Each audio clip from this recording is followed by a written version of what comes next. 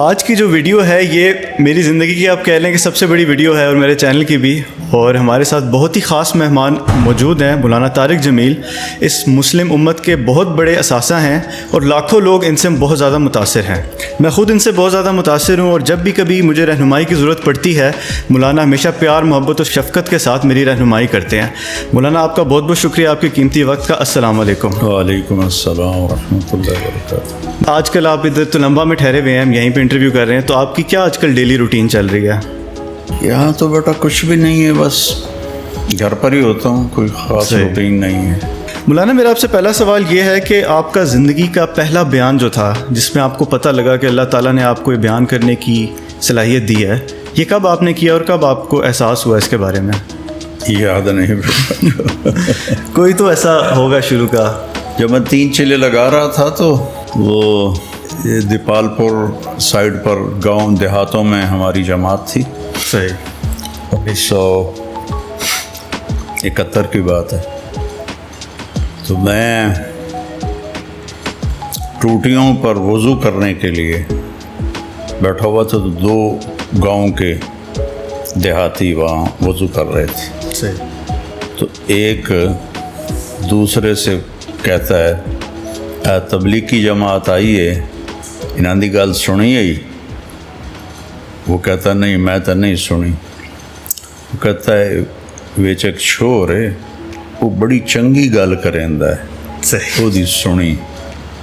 تو یہ پہلی دفعہ مجھے اس دیہاتی کی زبان سے پتہ چلا کہ میں کوئی اچھی بات کرتا۔ ویسے آپ کے سامنے ہی آپ ہی کی بات کر رہے تھے، ان کو نہیں پتہ تھا میرے بارے میں۔ صحیح صحیح۔ اچھا مولانا آپ کی کاسٹ کیا ہے؟ ہمیں اکثر لوگوں کو تو پتہ بھی نہیں ہوتا ہمارے جو آباء و اجداد ہیں کہاں سے بلانگ کرتے ہیں، کہاں سے نسل چلتی آ رہی ہے، تو آپ کا سنا ہے کہ آپ بڑی دور تک اپنا شجرہ بتاتے ہیں، تو اس کے بارے میں بتائیں کہ آپ کہاں سے، مطلب کہ آپ کا جو شجرہ ہے آپ کو یاد ہے؟ ہم راجپوت چوہان ہیں۔ پرتھوی راج کا ایک بیٹا تھا رام دیو چوہان۔ جب پرتھوی راج کو شکست ہوئی 1191 میں، شہاب الدین غوری رحمۃ اللہ علیہ نے اسے شکست دی، پھر اسے قتل کیا اور چوہانوں کی حکومت ختم ہوئی۔ انڈیا میں سب سے لمبی حکومت چوہانوں نے کی ہے، 600 سال۔ 600 سال کسی خاندان کی حکومت نہیں ہے، تو یہ واحد راجپوتوں کی شاخ ہے جنہوں نے 600 برس حکومت کی۔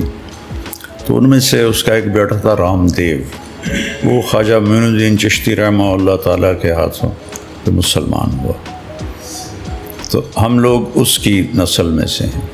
صحیح صحیح۔ شیر شاہ سوری کے زمانے میں ہماری تلمبے پر حکومت تھی، ہمارے آباء و اجداد وہاں سے بیکانیر اجمیر سے، پتہ نہیں کب، جب وہ رام دیو مسلمان ہو گیا تو وہاں سے شفٹ کر گیا۔ تو وہ پہلے جو اس پنجاب میں ان کی آمد ہوئی ہے وہ اکاڑا میں ہوئی ہے کئی سو سال پہلے۔ پھر وہ یہاں آئے اور یہاں جنگجو لوگ تھے، انہوں نے تلمبے پہ قبضہ کر کے اپنی حکومت بنا لی تھی، اور پھر اس کے بعد اکبر، جلال الدین اکبر نے جب ملتان فتح کیا تو اس نے تلمبہ بھی فتح کیا اور ہماری حکومت ختم ہوئی، لیکن ہم یہاں کے سب سے قدیم باشندے ہیں۔ صحیح صحیح۔ اس علاقے کے۔ صحیح۔ اچھا یہ وجہ ہے کہ آپ کے اکثر بارے میں سننے کو ملتا ہے کہ آپ زمیندار، آپ کی فیملی ہے، تو یہ حکومت آپ کی چلتی آ رہی ہے یہاں پہ کافی عرصے سے۔ جی جی جی جی۔ صحیح صحیح۔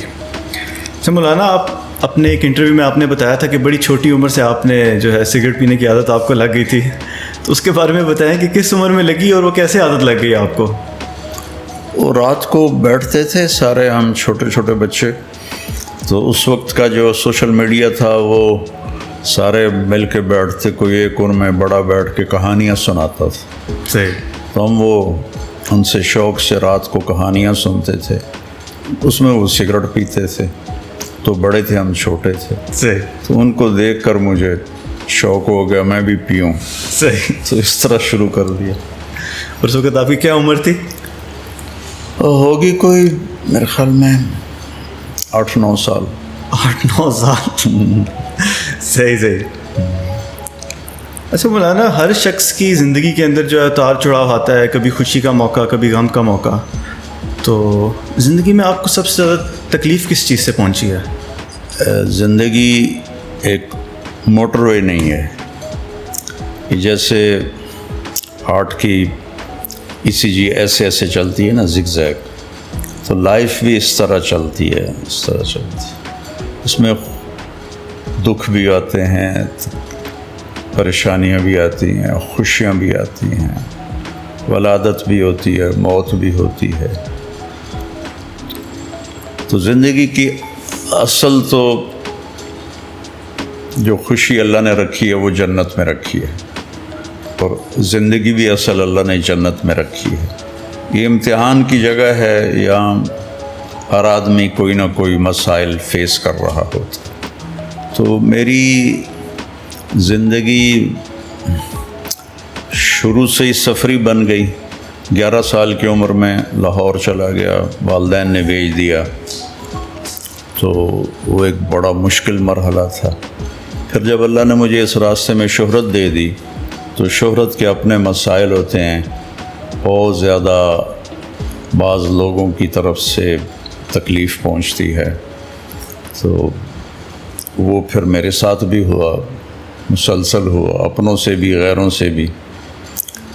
تو کوئی میں بتا نہیں سکتا کہ ٹھیک ہو گیا. اچھا مولانا، آپ کی کہانی تو مشہور ہے کہ آپ ڈاکٹر بننا چاہتے تھے، اور کئی دفعہ آپ نے اس کو ڈسکس کیا ہے. میرا آپ سے سوال یہ ہے کہ جب آپ دین کی طرف آئے تو سب سے بڑی قربانی آپ نے دین کے لیے کیا دی؟ بیٹا، اس دین کے لیے کیا قربان، یہ تو اللہ نے مجھے ہدایت دی، میرا فائدہ ہو. بالکل، اللہ نے مجھے ہدایت دی، مجھے اس راستے سے ہٹایا. ہمارا تو بہت غلط ماحول تھا یہاں اس وقت جب میں اس طرف آیا ہوں. تو جانگلی علاقہ ہے، جانگلی سے مراد ہے لوکل. صحیح. مائگریٹڈ جو تھے وہ پھر بھی کچھ سمجھدار تھے، ہم تو بالکل ہی دین سے بھی نابلد تھے اور دنیا سے بھی. اچھا مولانا، ایک چیز اس دنیا کا اصول ہے جو میں نے پڑھا ہے کہ جو شخص جتنی شہرت پاتا ہے یا جتنا اللہ اسے عروج دیتا ہے، تو ساتھ ہی ساتھ تنقید بھی بہت کی جاتی ہے. ہمارے جو نبی محمد صلی اللہ علیہ وآلہ وسلم ہے، وہ ایک نان مسلم نے کتاب لکھی تھی کہ دنیا کے سب سے زیادہ انفلوئنشل پرسن پہ نمبر 1 ان کو کیا تھا. لیکن اس کے ساتھ ساتھ سب سے زیادہ کتابیں اگر کسی شخص کے خلاف لکھی گئی ہیں تو وہ بھی ہمارے نبی محمد صلی اللہ علیہ وآلہ وسلم ہیں. تو اسی طرح اللہ نے آپ کو بھی بہت شہرت دی، تو آپ پہ بھی اکثر لوگ تنقید کرتے ہیں. تو اس تنقید کا آپ کیسے سامنا کرتے ہیں؟ خاموش. ہمارے استاد تھے مولانا جمشید صاحب رحمۃ اللہ علیہ، وہ فرمایا کرتے تھے ایک چپ 100 کو ہرائے. تو اپنے استادوں سے یہ سیکھا کہ خاموشی، صبر. کبھی ریئیکشن تو اندر ہی دبا لیا، ظاہر نہیں کیا، برداشت کی، الحمدللہ. صحیح. اچھا، اسی سے ایک ریلیٹڈ سوال ہے میرا کہ اکثر جو اسکالرز ہیں مختلف، اگر ان کے اوپر کوئی تنقید ہو یا پھر کوئی ان کی بات کرے تو اس کا اکثر جواب دیتے ہیں، کچھ برے لہجے سے، کچھ آرام سے. آپ نے آج تک کبھی کسی شخص کے بارے میں کوئی نیگیٹو بات نہیں کی، کوئی کلیریفائی نہیں کیا آپ نے آپ کو، کوئی صفائی نہیں دی. اس کی کیا حکمت ہے؟ یہی حکمت ہے کہ صبر کرو. صبر ایمان کا وہ جزو ہے جیسے جسم میں روح ہے. روح نکل جائے تو ڈیڈ باڈی ہے انسان، 1 منٹ نہیں 1 سیکنڈ میں وہ ڈیڈ باڈی ہوتا ہے. تو صفات ایمان میں صبر روح کی طرح ہے.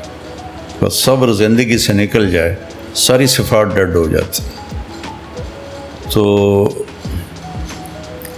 کوئی سوال کرے تو اس کا جواب ہوتا ہے، کوئی اعتراض کرے تو اس کا جواب خاموشی ہوتی. تو یہ میں نے حدیث پاک سے یہ مضمون اخذ کیا ہے کہ آپ اعتراض کا جواب نہیں دیتے تھے، خاموش رہتے تھے. کوئی پوچھتا تھا تو اس کو جواب دیتے تھے. تو میرے اوپر کتابیں لکھی گئی ہیں میرے خلاف، اور مقالے لکھے گئے ہیں، اخباروں میں لکھا گیا ہے، ہر جگہ ہوئی ہے تنقید. لیکن تنقید اللہ کا شکر ہے بہت تھوڑی ہے، محبت کرنے والے بہت زیادہ ہیں. تو اس لیے وہ بھی اس کی کمپنسیشن ہو جاتی ہے کہ ٹھیک ہے. صحیح. تو مولانا آپ نے پہلی دفعہ حج یا عمرہ کب کیا تھا؟ 84 میں پہلا عمرہ کیا تھا. 84 میں ہماری جماعت گئی تھی انگلینڈ، وہاں سے واپسی پر ہمیں عمرے کی اجازت تھی تو میں عمرہ کر کے آیا. اس وقت آپ کی ایج کیا تھی؟ 31 سال. 31 سال. یہ اسٹوڈنٹ لائف کے بعد کی بات ہے. ہاں اسٹوڈنٹ لائف، اپنی تعلیم آپ نے مکمل کر لی تھی؟ ہاں اس وقت مکمل کر لی، 80 میں کر لی تھی. صحیح. تو جب آپ پہلی دفعہ خانہ کعبہ کے سامنے گئے تو اس وقت آپ کی کیا کیفیت تھی اور آپ نے اللہ سے کیا مانگا؟ اب تم کب کی بات پوچھ رہے ہو؟ 40 سال پرانی بات پوچھ رہے ہو. پتہ نہیں کیا کیفیت تھی، پتہ نہیں کیا مانگا تھا، بھول گیا آپ کو؟ ہاں بہت سی جو مانگی تو اب کیا یاد. اور مسجد نبی جب آپ گئے پہلی دفعہ، جب سلام آپ نے پیش کیا، اس وقت کیسی کیفیت تھی آپ کی؟ یاد نہیں بیٹا. صحیح. اچھا مولانا، اس دور کی اگر میں آپ سے بات کروں، آپ ہزاروں لوگوں سے ملتے ہیں، بلکہ لاکھوں میں شاید تعداد ہو چکی ہوگی. سب سے زیادہ آپ کو متاثر کس شخص نے کیا جن سے آپ کی ملاقات ہوئی ہو؟ مجھے مولانا سعید خان صاحب رحمۃ اللہ علیہ ہمارے بڑے اکابر میں سے تھے. ان سے میں سب سے زیادہ متاثر ہوا ہوں. ان کے ساتھ میرے 12 برس گزرے. تو اس شخص میں نے سیرت کو زندہ دیکھا اور سیرت کے سارے پہلوؤں پر ان کو میں نے حاوی دیکھا. اور اعتدال پہ رہنا بڑا مشکل ہو جاتا ہے. کوئی ادھر جھک جاتا ہے، کوئی ادھر جھک جاتا ہے، لیکن وہ ایسے بیلنس تھے اور ان میں نبی والی زندگی چھلکتی تھی. اور نبی والے اخلاق اگر میں نے کسی میں دیکھے ہیں تو وہ اس شخص میں دیکھے تھے. اور بھی ہوں گے، میں نفی نہیں کرتا، لیکن بھرا ہوا ہو جو آدمی اخلاق نبوت سے، میں نے ان کو دیکھا تھا. 98 میں ان کا انتقال ہوا مدینے میں. وہ میری زندگی پر سب سے زیادہ مؤثر ہوئے، سب سے زیادہ. وہ آپ کے استاد تھے؟ جی وہ میرے مرشد تھے، استاد ہی تھے. ان سے بہت سیکھا ہے. صحیح. مولانا، آپ کی زندگی کا سب سے خوشگوار لمحہ کون سا تھا جس میں آپ سب سے زیادہ خوش ہوں جس دن آپ؟ اگر اللہ مجھ سے راضی ہے تو میں خوش ہوں. کوئی شخص یہ کیسے پتہ لگا سکتا ہے کہ اللہ اسے راضی ہے کہ نہیں؟ اگر وہ نافرمانی سے بچ رہا ہے، ہو جائے تو توبہ کر رہا ہے اور فرمان برداری پہ قائم ہے، تو ظن غالب یہ ہے کہ اللہ اس سے راضی ہے. صحیح. یہ ایک چھوٹا سا معیار ہے. صحیح. مولانا، آپ کی کوئی ایسی خواہش جو ادھوری رہ گئی ہو؟ ایک بنو امیہ کے بعد بنو عباس کی حکومت آئی، تو اس میں جو ان کا دوسرا خلیفہ بنا وہ تھا ابو جعفر منصور. وہ بہت بڑا عالم تھا. تو اس نے کبھی سوچا بھی نہیں تھا کہ مجھے خلافت ملے گی. تو اس نے کوئی 21 برس حکومت کی، بنو عباس کی بنیادوں کو قائم کیا. ایک دفعہ اس سے کسی نے پوچھا کوئی خواہش باقی ہے جو رہتی ہو؟ ٹھیک. تو اس نے کہا کہ ایک خواہش ہے جو میرے سینے میں ہر وقت ابلتی رہتی ہے کہ میرے گرد طلبہ کا ہجوم ہوتا اور میں درس حدیث پر بیٹھا ہوتا اور مجھ سے طالب علم سوال کرتے، یہ حدیث آپ نے کہاں سے بیان کی ہے، یہ حدیث آپ نے کہاں سے بیان کی. کہ یہ میری خواہش سینے میں دب کے رہ گئی ہے.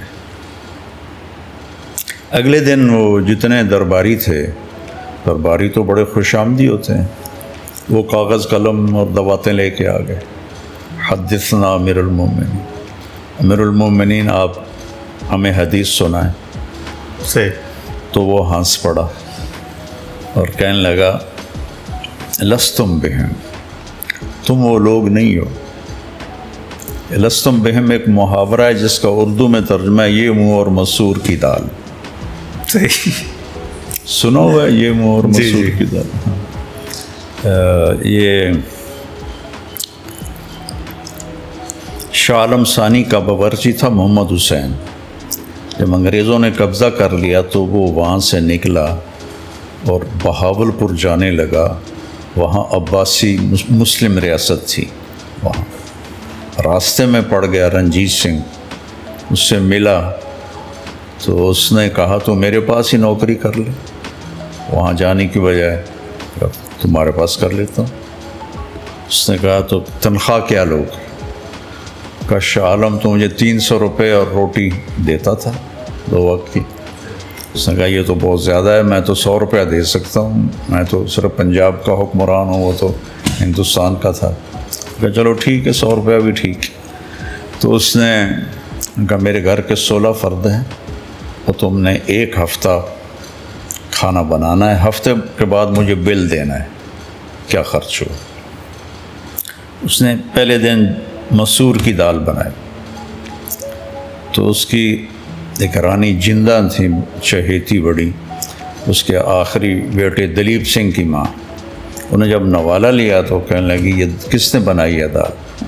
کہا نیا باورچی ہے. کہ پورا ہفتہ دال بنے گی مسور کی, ایسی مزے کی. تو نے پورا ہفتہ دال بنائی.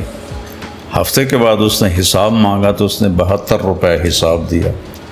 میں کہا تیرا بیڑا غرق ہو جائے, تو نے دال پہ 72 روپے لگا دی, تو میرا خزانہ خالی کرے گا.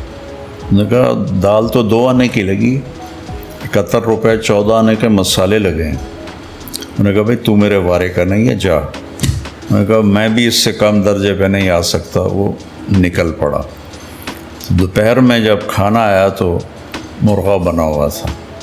تو جندہ نے بوٹی نوچی اور دیوار پہ ماری. کہ کس نے بنایا ہے یہ سارا؟ کہا نیا باورچی ہے. کہا تو محمد حسین کدھر ہے؟ کہا اس نے اتنا خرچہ کر دیا تھا. انہوں نے کہا جو بھی اس کو واپس لاؤ. تو اس نے پیچھے آدمی دوڑایا تو یہ جو لاہور سے نکلتے ہوئے بھائی پھیرو ایک جگہ تھی جس کا آج کل نام پھول نگر ہے, یہاں پر وہ پکڑا گیا. انہوں نے کہا چلو تمہیں مہاراج بلاتے ہیں. انہوں نے کہا یہ منہ اور مسور کی دال, جو میں نہیں جاتا. اور ان سے الجھ پڑا اور مارا گیا, واپس نہیں گیا. تو ابو جعفر نے کہا یہ منہ اور مسور کی دال, تم وہ نہیں ہو, وہ اور لوگ ہوتے ہیں. انما هم الدنسة ثيابهم, ان کے کپڑے میلے ہوتے ہیں. المشققة ارجلهم, سفر کر کر کے ان کے پاؤں پھٹے ہوئے ہوتے ہیں. الطويلة شعورهم, اور سفر کی وجہ سے ان کے بال بھی بڑے ہوئے ہوتے ہیں. رواد الآفاق, وہ دنیا گھومتے ہیں, کبھی یمن میں, کبھی شام میں, کبھی عراق میں. کہ یہ ہیں حدیث کو نقل کرنے والے, تم تو سارے خوش آمدی آ گئے ہو. تو جو ابو جعفر کی خواہش تھی نا, وہی میرے دل میں ہے جو پوری نہیں ہوئی. میرا ذوق علمی تھا بہت زیادہ. میں نے کتابوں کو زبانی یاد کیا تھا, حدیثوں کو یاد کیا تھا, اور میرا شوق تھا کہ میں درس سے حدیث میں بیٹھوں, حدیث پڑھوں. میرے اللہ نے میرے مقدر میں پھرنا لکھا تھا, کیونکہ میرے اس وقت جو فیصلہ کرنا تھا وہ میرے استادوں نے کرنا تھا کہ مجھے کیا کرنا ہے. یہ تو میں بتا رہا ہوں 82 کی بات, جب میں پڑھنے سے سال لگا کے فارغ ہو گیا. تو انہوں نے میرے بارے میں مشورہ کیا کہ اس کو تبلیغ میں ڈال دیں. تو میں نے سر جھکا دیا. تو ان کے دعا تھی, چونکہ یہ میرے لیے بہت بھاری فیصلہ تھا. مجھے تو سب سے بڑی ناگواری میں نے دیکھی وہ اس وقت دیکھی جب انہوں نے مجھے کہا کہ تم نے سارا وقت عربوں کے ساتھ گزارنا ہے, کہ عربوں کو لینے والا کوئی آدمی کوئی نہیں, کوئی عالم کوئی نہیں جو عربی اچھی بولتا ہو. تو مجھے وہ پڑھائی سے نکال کے عربوں کے ساتھ جوڑ دیا گیا. اللہ نے میری آواز کو سارے عالم میں پھیلا دیا. یہ اس اطاعت کا ثمرہ تھا. اور لیکن یہ خواہش آج بھی باقی ہے کہ میں کتابوں کو دیکھتا ہوں تو رونے لگ جاتا ہوں. ذوق یہ تھا, لیکن اللہ نے اس کے عوض میں جو مجھے دیا وہ ایسا ہے جو میں نے زندگی میں کسی کے ساتھ یہ معاملہ نہیں دیکھا. اس مالک کی مہربانی ہے. ایک چھوٹے سے گاؤں سے مجھے اٹھا کے اس نے ساری دنیا پھرا دیا. ہر ملک میں اللہ نے میری آواز کو پہنچا دیا. اس کی بڑی مہربانی.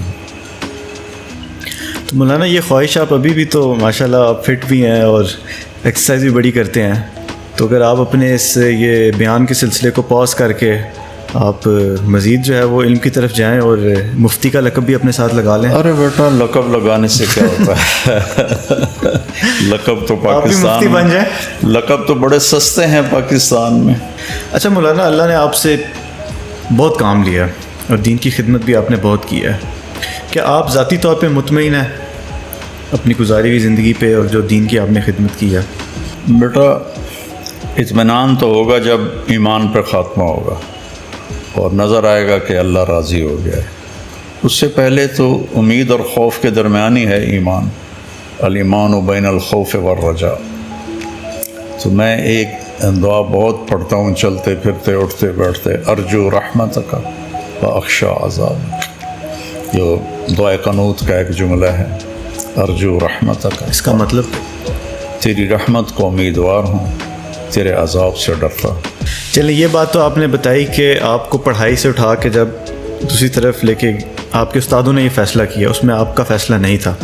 اگر میں آپ سے پوچھوں کہ آپ کی زندگی کا کوئی ایسا فیصلہ آپ نے جو خود کیا ہو اور بعد میں جا کے آپ نے سوچا ہو کہ یہ میں نے غلطی کر دی ہے، وہ کیا تھا اور اس سے کیا آپ نے سبق سیکھا؟ کیونکہ انسان تو خطاؤں کا پتلا ہے، پرفیکٹ تو اللہ کی وہ ذات تو ہی ہے. اتنے ہوتی ہیں خطائیں کہ یاد ہی نہیں ہیں. میرا ایک اور سوال آپ سے یہ ہے کہ آپ نے مدرسے سے 8 سال پڑھ کے تعلیم اپنی حاصل کی اور پاکستان کے اندر سینکڑوں کی تعداد میں، میرے خیال سے شاید ہزاروں ہی مدارس ہوں، لیکن آپ نے ایک جامعۃ الحسنین کے نام سے اپنا ادارہ بنایا. اس کی کیا وجہ تھی؟ اس کی وجہ یہ تھی کہ دو چیزیں ہمارے مدارس میں بہت ان کی کمی ہے. ایک تو عربی لینگویج پر کوئی توجہ نہیں ہے، اور جب تک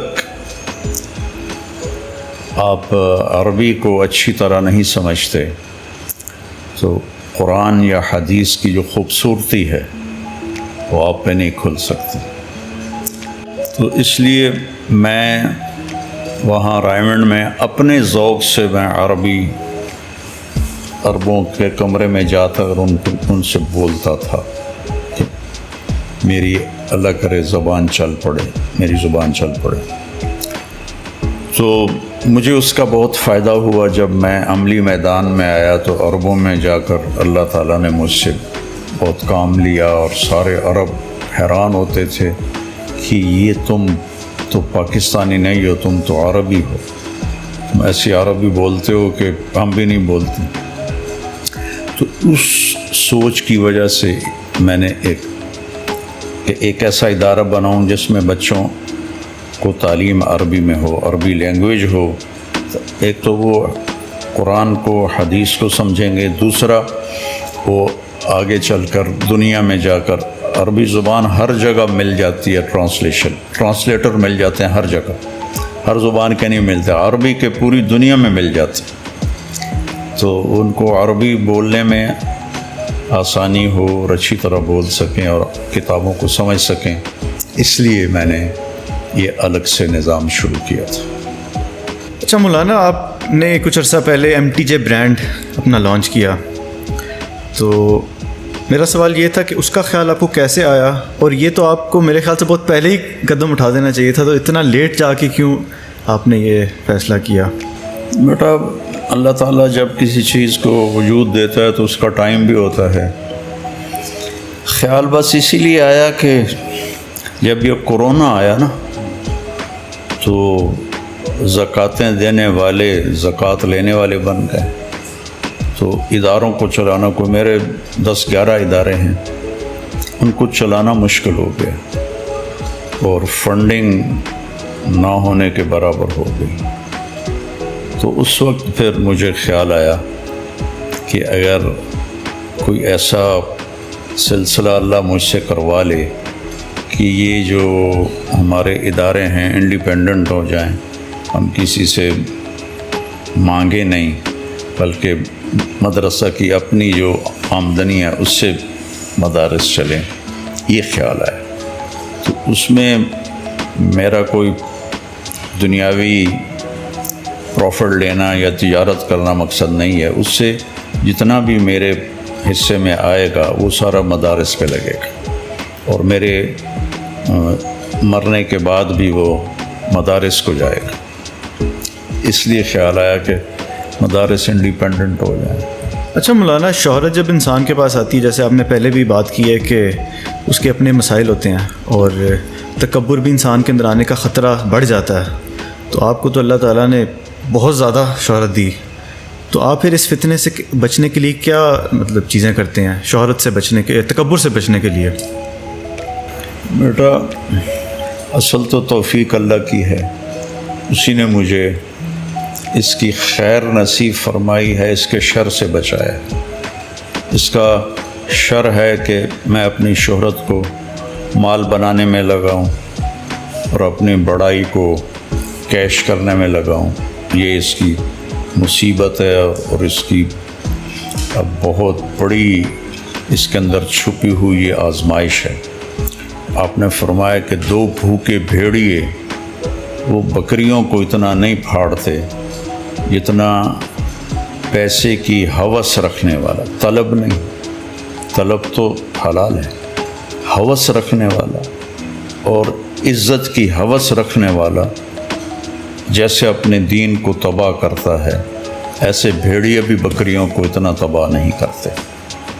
تو اللہ تعالیٰ سے ایک اپنے بڑوں کی دعا، ان کی صحبت، اور جب اس قسم کا مجمع ہوتا ہے تو میں موت کو یاد کرتا ہوں، آخرت کو یاد کرتا ہوں، قبر کو یاد کرتا ہوں۔ لوگ میرے گرد ہوتے ہیں، میں زمین پہ نظر رکھتا ہوں کہ اس کے نیچے جانا ہے، جو ظاہری ایک سبب ہے، باقی توفیق تو اللہ دیتا۔ بہت مشکل کام ہے شہرت کو ہضم کرنا، بہت مشکل کام۔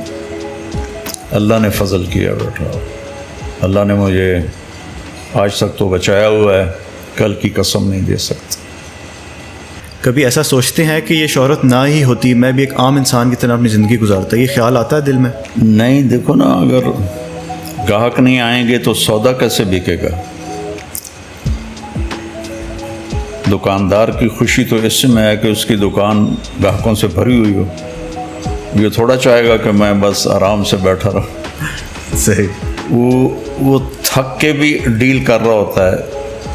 تو ایسے میں نے کبھی یہ نہیں سوچا کہ یہ نہ ہوتا، اس سے تو میری بات پھیلی ہے، لوگوں کے دلوں میں محبت آئی ہے، میری بات کو اللہ تعالیٰ نے قبولیت بخشی ہے، اور لوگ ہدایت پہ آتے ہیں، راہ راست پر آتے ہیں۔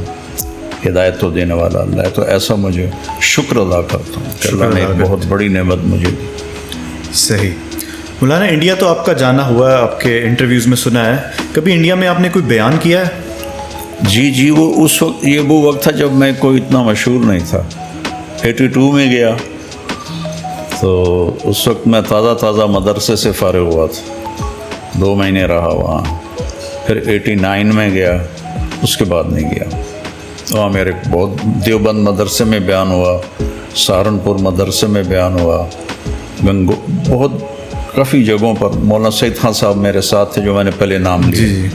میں ان کے ساتھ تھا سفر میں، تو ہر جگہ میرا، علی گڑھ یونیورسٹی میں میرا بیان ہوا۔ علی گڑھ یونیورسٹی میں؟ ہاں، لیکن اس وقت میں اتنا مشہور نہیں تھا۔ تو شہرت پانے کے بعد آپ کا ارادہ کبھی بنا انڈیا جانے کا؟ وہ بڑا مشکل ہے اب جانا، اب مشکل ہے۔ وہ دیوانے ہیں، وہ تو کپڑے پھاڑ دیں گے۔ وہ بہت محبت کرتے ہیں ہم سے۔ جی، بہت محبت کرتے ہیں۔ ملک کے حالات ہمارے کافی خراب ہوتے جا رہے ہیں وقت کے ساتھ ساتھ، کبھی آپ کو یہ خیال آیا کہ یہ ملک چھوڑ کے چلا جاؤں؟ نہیں، کبھی نہیں خیال۔ ملک کے بہتر ہونے کی دعا کرتا ہوں، روزانہ نفل پڑھتا ہوں، دعا کرتا ہوں جو میرے بس میں ہے، اور اللہ سے امید رکھتا ہوں کہ شاید اللہ کوئی اچھے حالات بھی کرتے۔ لیکن چھوڑنے کا کبھی خیال نہیں آیا؟ نہیں، چھوڑنے کا خیال کبھی۔ لیکن لوگ آپ کو یہ مشورہ تو دیتے ہوں گے، آپ کے قریبی لوگ یا پھر دوست وغیرہ؟ نہیں۔ مولانا، آپ کے انٹرویوز میں کچھ میں نے سنا تھا کہ آپ کا شاید اپنے والدین سے یا شاید اپنے والد صاحب سے اتنا وہ گہرا تعلق پیار محبت والا نہیں بن سکا بچپن میں دوری کی وجہ سے. تو اگر آج کل کے کوئی نوجوان ہے وہ سیم سچویشن میں سے گزر رہے ہیں, اگر ان کا بھی نہیں بنتا تو وہ کس طرح اس سچویشن کو ہینڈل کریں؟ یہ تو والدین نے ہینڈل کرنا تھا. ان کو اپنے ساتھ رکھیں, ان کو ٹائم دیں.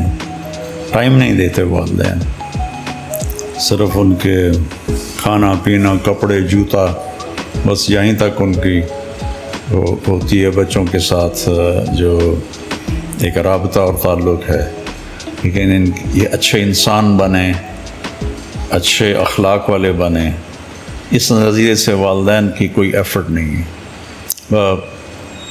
اے آ جائے کتنے اے لیے, بی کیوں آ گیا, سی کیوں آ گیا, اسی میں ہی گم ہو گئی ہے والدین کی ساری محنت اور کوشش.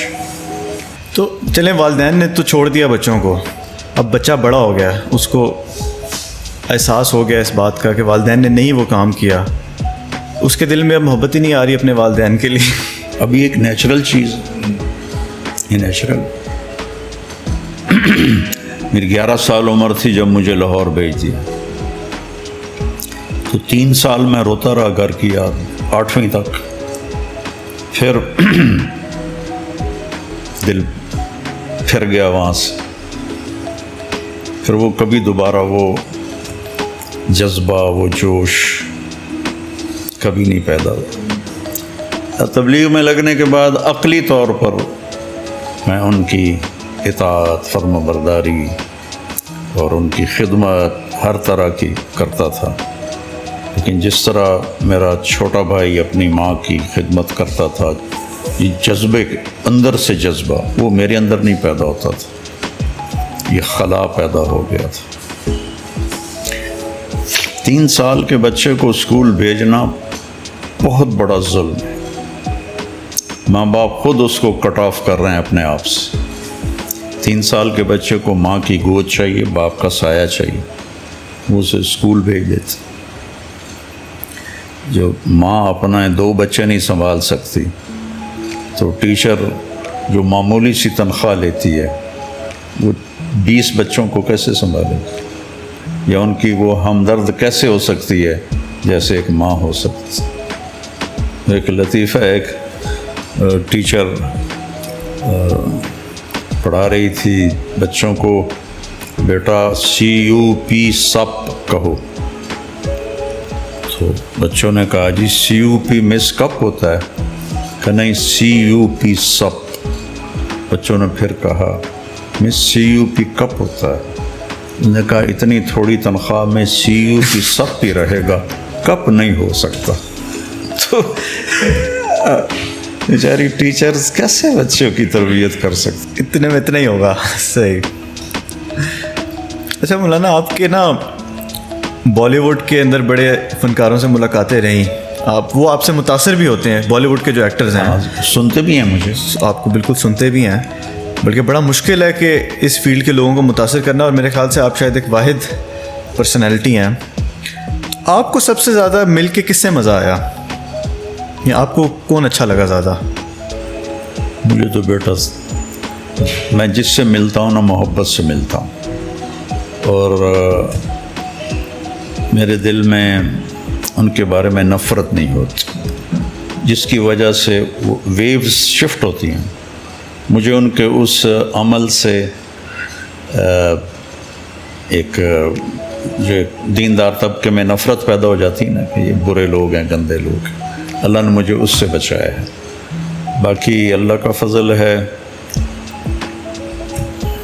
سارے بہت اچھا سلوک کرتے ہیں. بس میں یہ فیصلہ نہیں کر سکتا کہ کون سب سے زیادہ اچھا لگا. یہ بیچاریاں جو یہ نہیں ہوتی لڑکیاں, یہ بل بورڈز پر آتی ہیں, کیا ان کو کہتے ہیں, ماڈلز. مجھے جب اسٹنٹ پڑا دوسرا تو رات 10 بجے لاہور سے پوری ایک وین ماڈلز کی بھر کے یہاں میرے ڈیرے میں آئی, اس کمرے میں بیٹھی. کہا جی ہم آپ کا حال پوچھنے آئے. تو میں تو اتنا متاثر ہوا کہ ان بیچاریوں کی اتنی، انہوں نے پھر تھوڑی سی میری یہیں بات ہوئی تو انہوں نے مجھے دکھائی اپنی یہ موبائل میں لڑکیوں کے فوٹو، کوئی چرس بھر رہی ہے، کوئی نشہ کر رہی ہے، کوئی نشہ کر رہی ہے. کہ یہ ہماری زندگی بہت تھکی ہوئی زندگی، اور بیچاریاں پیٹ کی خاطر اپنی غربت کی ماریاں یہ کچھ کرتی ہیں، پھر وہ اس راستے کے کانٹے انہیں چننے پڑتے ہیں. تو مجھ سے سارے ہی پیار کرتے ہیں، میں بھی ان سب سے محبت کرتا ہوں. ہدایت تو اللہ دیتا ہے، میں تو نہیں دے سکتا. اچھا مولانا، ایک ہماری مسلم امہ کے اندر ایک ڈویژن پڑ گئی انفارچونیٹلی، وہ ہے شیعہ اور سنی کی.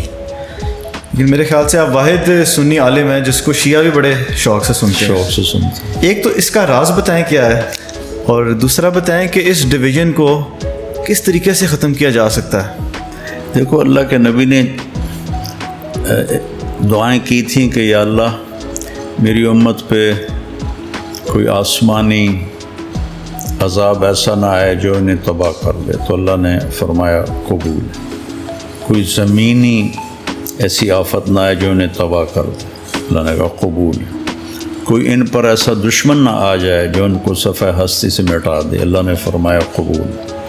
چوتھی دعا کہ ان میں اختلاف نہ ہو. تو اللہ نے فرمایا یہ قبول نہیں، اختلاف ہوگا. امتحان ہے، یہ پیپر کی جگہ ہے، وہ تو جنت میں جا کے اختلاف ختم ہوگا. تو یہ قدرت کا نظام تھا کہ اختلاف ہونا تھا. صحابہ میں بھی ہوا، تابعین میں بھی ہوا، آج تک ہے، یہ رہے گا. اختلاف کے آداب ہیں، اس پر عمل کرو، نہ کہ اختلاف مٹانے کی کوشش کرو. اختلاف رائے کے ساتھ اگلے کو عزت دینا، احترام دینا، یہ محبت پیدا کر دیتا ہے. تو اگر وہ ان کی ضد میں بولیں، ہم ان کی ضد میں بولیں، وہ ہماری ضد میں بولیں، تو جو آج تماشا لگا ہوا ہے یہی لگا رہے گا. سوشل میڈیا پہ جنگ ہو رہی ہے ایک دوسرے کو غلط ثابت کرنے کی. کیوں اپنا وقت ضائع کرتے ہیں؟ اچھا بھائی ٹھیک ہے، ہم کلمہ تو پڑھتے ہیں نا، بس جو کلمہ پڑھتا ہے اس کو گلے سے لگاؤ. یہ کافر ہے، یہ بدعتی ہے، یہ فلاں ہے، یہ فلاں ہے. اس سے تو مزید انتشار پیدا ہوتا. تو چونکہ میرا دل صاف ہے اور میں ان کی عزت، ہر ایک کی عزت، وَلَقَدْ كَرَّمْنَا بَنِي آدم، اللہ کہتا ہے میں نے انسان کو عزت دی ہے، وہ کافر ہے یا مسلم ہے. اور اللہ کے نبی نے فرمایا کہ میرے بیٹے انس، میری ایک بہت بڑی سنت ہے، اگر تو کر گیا تو جنت میں میرا پڑوسی ہو جائے گا. اور وہ یہ ہے کہ تیرے دل میں دنیا کے کسی انسان کے بارے میں کھوٹ نہیں ہونی چاہیے. آپ نے مسلم نہیں فرمایا، انسان. تو اللہ تعالیٰ کا فضل ہے، بریلوی بھی سنتے ہیں، شیعہ بھی سنتے ہیں، دیوبندی، غیر مسلم سنتے ہیں. بابا یہ رائمنڈ کے اجتماع پر میں گیا ہوا تھا، بارڈر پر انڈیا سے جو ہمارے مہمان آتے ہیں ان کو لینے کے لیے.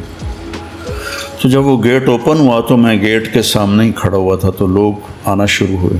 تو سکھوں کا ایک فیملی گزری. تو جب میرے پاس سے گزرے تو انہوں نے مجھے ایسے دیکھا تو ایک سکھ کہنے لگا طارق جمیل صاحب. میں نے کہا جی. کسی تڑا بیان سننے ہیں، تسی بڑی سندر گل کر دے. دوسرا سکھ کہنے لگا کر دے رہی ہو. تو غیر مسلم بھی سنتے ہیں، ہر ایک سنتا ہے. وَقُلْ لَهُمْ فِي أَنفُسِهِمْ قَوْلًا بَلِيغًا. اللہ تعالیٰ نے یہ یہود کے بارے میں اپنے نبی سے فرمایا کہ محبت والی، نرمی والی ان سے بات کرنا. حالانکہ اللہ کو ہوتا ہے یہودی ایمان نہیں لائیں گے. اور اللہ فرعون کے پاس موسیٰ کو بھیج کر کہہ رہا ہے قُولَا لَهُ قَوْلًا لَيِّنًا. حالانکہ اللہ کو بھی پتہ ہے ڈوب کے مرے گا. نرمی سے بات کرنا شاید مان جائے.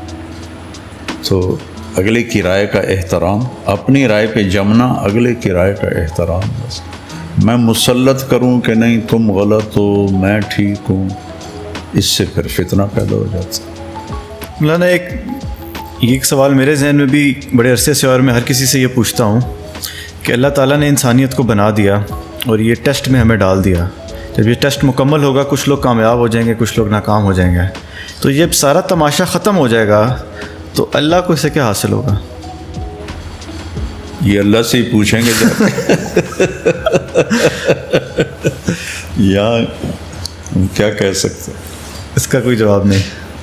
کوئی جواب۔ مولانا ہمیں اللہ کے نبی کی زندگی سے کوئی واقعہ سنا دیں آپ اخلاق کے اوپر، کیونکہ آج کل بد اخلاقی بہت ہے معاشرے کے اندر، ایون کہ سیاسی میدان کے اندر بھی کوئی ہلکی سی رائے اپنی چینج کر لے یا کسی سے اختلاف کرے تو اس کو 0 سے ملٹیپلائی کر دیا جاتا ہے۔ تو کہ اللہ کے نبی نے ایسی سچویشنز میں ہمیں کیا تعلیمات فرمائی ہیں، کوئی اگر اس کے اوپر کوئی آپ روشنی ڈالیں؟ دیکھو نا بیٹا، میرے نبی کی ساری زندگی ہی اخلاق ہے۔ میرے نبی نے نماز لمبی پڑھی تو اللہ نے اس سے کہا کہ نہیں، ما انزلنا علیک القرآن لتشقی، آپ درمیانہ ہاتھ رکھیں، اتنے لمبے لمبے سجدے اور قیام نہ کریں کہ آپ کے پاؤں پہ ورم آ جائے۔ پھر آپ نے سارا مال خرچ کر دیا تو اللہ نے اس سے بھی روکا، لا تبسطھا کل البسط، سارا نہ خرچ کرو، کچھ اپنے لیے رکھو۔ آپ نے تبلیغ میں زیادہ دکھ اٹھائے، اندرونی بے چینی فکر، تو اللہ نے کہا فلا تذهب نفسك علیہم حسرات، میرے نبی آپ آہیں بھرتے بھرتے کہیں خود ہی نہ فوت ہو جائیں۔ لیکن جب اللہ کے نبی کے اخلاق کی باری آئی تو اللہ نے یہ نہیں کہا کہ آپ میانہ روی اختیار کریں، اللہ تعالیٰ نے نون والقلم وما یسطرون،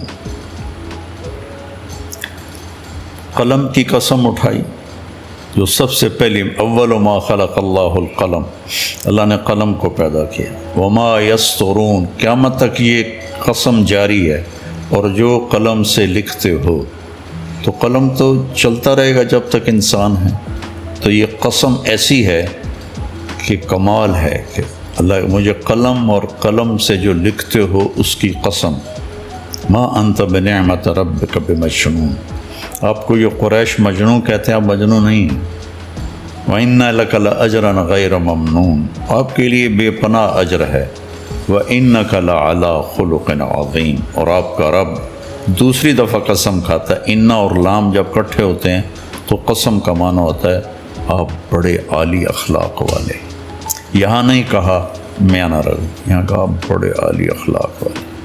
اور عربی میں دو طرح اس کو بیان کیا جا سکتا، انک لذو خلق عظیم اور انک لعلی خلق عظیم۔ ذو خلق کا مطلب ہے کہ آپ اچھے اخلاق والے ہیں، اور اعلیٰ خلق کا مطلب ہے کہ آپ تمام انسانی اخلاق پر حاوی ہیں، سارے اخلاق آپ کی مٹھی میں، تو آپ کی تو پوری دیکھو، جنہوں نے 21 برس قتل کے منصوبے بنائے ان کو معاف کر دیا، اس سے بڑے اخلاق کی کہانی اور کیا ہوگی؟ اور جس نے ہر وقت کوشش کی کہ گردن اڑا دوں ابو سفیان کا، جو ابو سفیان کے گھر میں پناہ لے گا اس کو کچھ نہیں کہیں گے، تو فتح مکہ پہ جو آپ نے اپنے دشمنوں کے ساتھ کر دکھایا، وہ اب نبی کی زندگی کو پڑھتا کون؟ پڑھتا ہی کوئی نہیں۔ عثمان میں نبی طلحہ کے پاس تھی بیت اللہ کی چابی، تو آپ نے فرمایا کہ جب مکے میں تھے کہ دروازہ کھول دیں اندر جاتا ہوں، تو انہیں بری طرح ڈانٹ دیا، تو آپ نے فرمایا وہ کیا دن ہوگا جب یہ چابی میرے ہاتھ میں ہوگی، کہا قریش وہ دن کبھی نہیں دیکھیں گے، نہیں کھولا دروازہ۔ جب مکہ فتح ہوا تو وہ چھپ گئے، تو آپ نے حضرت علی رضی اللہ عنہ کو بھیجا کہ جاؤ اس کو ڈھونڈ کے لاؤ، تو وہ ایک گھر میں چھپے ہوئے تھے، چھوٹا سا تو مکہ تھا، ان کو پکڑ کے لے آئے، چابی بھی لے آئے۔ تو بنو ہاشم کے ذمے تھا حاجیوں کو کھانا کھلانا اور پانی پلانا، تو جب وہ ان کو لے کر آئے اور چابی آپ کو دی تو حضرت عباس کھڑے تھے، کہنے لگے یا رسول اللہ چابی بھی ہماری فیملی کو دے دیں تاکہ مکمل کعبہ کی خدمت ہمارے ذمہ ہو جائے، ٹھیک؟ بہت بڑے شرف کی بات تھی، چچا کہہ رہے تھے تو آپ نے ایسے چابی پکڑی کا عثمان، اب وہ ساری نہ اٹھائے شرم کی وجہ سے، عثمان یہ کیا ہے؟ یہ وہی چابی ہے، میں آج تجھے واپس کر رہا ہوں اور قیامت تک تیری نسل میں رہے گی، اور آج تک وہ چابی انہی کی نسل میں۔ اگر ہمارے نبی کی زندگی پڑھ لیں تو یہ تو بہت بھٹکے ہوئے ہیں۔ مولانا ایک اور چیز میں اکثر دیکھتا ہوں سوشل میڈیا پہ بھی، وہ یہ ہے کہ اللہ کے نبی صلی اللہ علیہ وسلم کی وفات پانے کے بعد جو ہے صحابہ میں اختلاف ہو گیا، اور اس کے اوپر لوگ بڑا مختلف اوپینین رکھتے ہیں، کوئی ایک طرف ہے بالکل، اور کوئی جو ہے مطلب کہ صحابہ جیسے حضرت معاویہ رضی اللہ تعالیٰ عنہ ہیں ان کے بارے میں بھی بات کی جاتی ہے، تو وہ پس منظر سارا کیا تھا، اور ان کے اختلاف جو صحابہ کا اختلاف ہوا ہے اس کے اوپر ہمیں کیسا اپنا رویہ رکھنا چاہیے؟ امام احمد بن حنبل رحمہ اللہ سے کسی نے یہی سوال کیا تو انہوں نے فرمایا، بیٹا تلک امت قد خلت لہا ما کسبت ولکم ما کسبتم ولا تسألون عما کانوا یعملون۔ بیٹا وہ لوگ تھے جو گزر گئے، جو اچھا کیا ان کو ملے گا، جو برا کیا ان کے سر پہ پڑے گا، اور تم سے نہیں پوچھا جائے گا کہ وہ کیا کرتے تھے۔ یہ ہے اس کا صحیح جواب جو قرآن نے دیا ہے، کہ مجھ سے تھوڑا ہی پوچھا جائے گا، مجھ سے تو من ربک ما دینک ما تقول فی ھذا الرجل، یہ 3 سوال قبر کے ہیں اور 5 آخرت کے ہیں، اس میں سے کوئی بھی سوال ایسا نہیں ہے جو ہمیں یہ بتائے۔ اور پھر اللہ تعالیٰ کے نبی نے کہا، اللہ اللہ فی اصحابی لا تتخذوہم غرضا من بعدی، کہ میرے صحابہ کے بارے میں اللہ سے ڈرنا، ان کے بارے میں لب کشائی نہ کرنا۔ سورۃ حدید میں اللہ نے کہا، کلاً وعد اللہ الحسنی، اللہ نے سب کے لیے جنت کا وعدہ کر دیا۔ اب میں بیٹھ کے کسی کو جنتی بناؤں کسی کو جہنمی بناؤں، میری مجال ہے، تو اپنا دامن خراب کرنے والی بات۔ تو اس لیے مجھ سے تو میرے بارے میں پوچھا جائے گا کہ میں نے زندگی کیسے گزاری، اور وہ واضح سوالات ہیں، یہ وہ مباحث ہیں جن کو چھیڑ کر خلجان بڑھے گا، فائدہ کوئی نہیں ہوگا۔ بشر تھے، ان سے غلطیاں ہوں، کوئی وہ نبی نہیں تھے، معصوم نہیں تھے، لیکن اللہ نے ان کی غلطیوں کو معاف کر دیا ہے، تو میں اب یہاں دوبارہ ان کی غلطیوں کو اکھاڑوں، حضرت معاویہ رضی اللہ عنہ کی غلطیوں کو بیان کروں، یہ بہت بری بات ہے، اس سے بہت بچنا چاہیے۔ صحیح۔ اچھا مولانا، کچھ لوگ ہوتے ہیں وہ اتنے گنہگار اپنے آپ کو سمجھتے ہیں کہ وہ کہتے ہیں کہ بھئی ہماری تو معافی ہو ہی نہیں سکتی، تو ایسے نا امید شخص کے لیے آپ کا کوئی پیغام؟ میرا تو سارا بیان اسی پر ہوتا ہے کہ اللہ کی رحمت سے مایوس نہ ہو، جب بھی توبہ کرو گے لوجد اللہ توابا الرحیمہ، دیکھو گے اللہ توبہ قبول کرنے والا اور رحم کرنے والا۔ مایوسی کی تو بات ہی نہیں، جب اللہ ہی کہتا ہے کہ جب بھی توبہ کرو گے میں معاف کر دوں۔ لیکن مولانا ایک چیز ہے نا کہ حقوق العباد جو ہیں وہ اللہ کہتا ہے کہ انسان ہی معاف کریں گے، تو اس کا کیا معاملہ ہوگا؟ نہیں، اللہ چاہے تو وہ بھی معاف کر سکتا ہے۔ وہ 100 آدمیوں کے قاتل کو نہیں معاف کر دیا تھا اللہ نے، جو بنی اسرائیل کا واقعہ ہے، معلوم ہے نا؟ آپ وہ دہرا دیں اگر۔ ایک آدمی نے 99 قتل کیے، تو اس کو خیال آیا میں توبہ کروں، تو اس نے ایک شخص سے پوچھا جو عبادت گزار عابد آدمی تھا کہ میں نے 99 قتل کیے ہیں، میری توبہ ہے؟ کہا توبہ تیری توبہ تو قبول ہو ہی نہیں سکتی۔ تو اس نے کہا چلو 100 تو پورے کروں، اس نے اس کا بھی سر اڑا دیا۔ 100 کو قتل کے بعد پھر اس سے خیال ہے میں توبہ کروں، تو اس نے ایک عالم سے پوچھا کیا میری توبہ قبول ہو سکتی؟ کہا بالکل ہو سکتی، اللہ تو مہربان ہے، لیکن توبہ پکی ہو یہ شرط ہے، اس کے لیے یہ بستی چھوڑ، اس میں ماحول غلط ہے، اس سامنے جو گاؤں ہے وہاں جا، وہاں نیک لوگ رہتے ہیں، تیری توبہ پکی ہو جائے گی۔ میں نے کہا میری توبہ قبول ہو جائے میں تیار۔ گاؤں سے نکلا، ابھی راستے میں تھا، موت آ گئی۔ جب اس نے دیکھا کہ موت کا جھٹکا تو اس نے جمپ لگایا، تو وہ اس طرح کر کے گرا، ہاتھ اس کو اس بستی کی طرف ایسے۔ تو जन्नत का फरिश्ता भी आ गया, दोज़ख का फरिश्ता भी आ गया। अब अल्लाह ने ही दोनों को भेजा, दोनों में बहस छिड़ गई।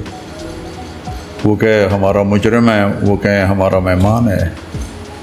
तो वो कहे इसने तौबा कर ली थी तो अब हमारा मेहमान है। जहन्नुम वाले कहें अभी तौबा पूरी नहीं हुई, वहाँ गाँव नहीं पहुँचा, इसलिए हमारा मुजरिम है। तो अल्लाह ताला ने, ये बुखारी शरीफ की रिवायत, अल्लाह ने तीसरा फरिश्ता भेजा, भाई जाओ भाई ऐसा करो, जहाँ ये पड़ा हुआ है वहाँ से दोनों तरफ का फासला नापो, अगर उधर करीब है तो जन्नत वाले ले जाओ और इधर करीब है तो दोज़ख वाले ले जाओ, यानी घर के करीब।